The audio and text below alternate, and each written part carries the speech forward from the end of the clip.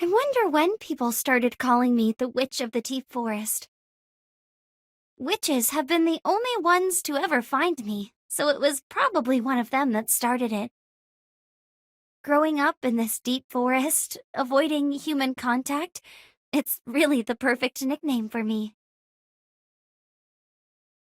Hey, Mr. Apprentice, would you listen to my story? The story of my master, and the mistake I made that can never be undone. Good job, Merlyn. My master was someone that always complimented me. She took me in after I had been abandoned and gave me a new name. Everything I know about magic I learned from her, a beautiful, kind witch who baked the best pumpkin pies. When I gifted her flowers I had bloomed with my magic for the first time, she complimented me with the brightest smile on her face. I was so flattered, it made me want to practice even harder. My master's birthday was fast approaching. I wanted to get a present for her. But things from the forest won't do. They're all too familiar to her. After all, she's the one who knows this place best. So I racked my brain for hours trying to find a good idea.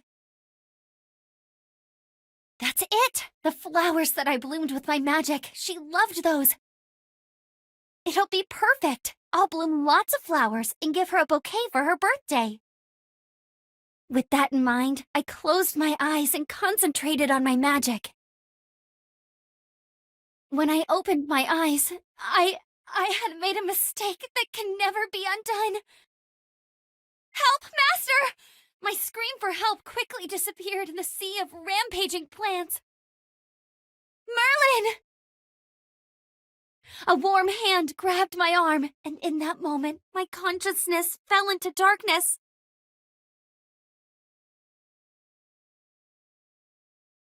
When I awoke, all that was left was my master's hat in a pool of blood.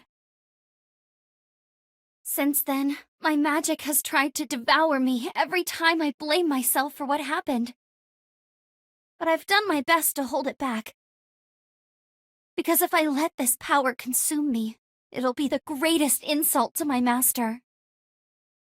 This magic that she taught me and all her great accomplishments, I want to share them with someone. But if I get close to them, they're going to end up like my master. What should I do? What do I even want to do? If only there was someone who would venture through this forest to see me. But if someone actually comes to see me, how should I greet them?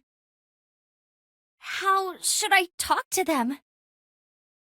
The only relationship I know is the one between a master and their apprentice. And besides, there's no way someone like me could ever teach anyone, let alone guide an apprentice like my master once had. With how incompetent I am, I might not even be able to protect them in the face of danger. I struggled to find the confidence I needed within myself, but then, the one that appeared before me was you, Mr. Apprentice.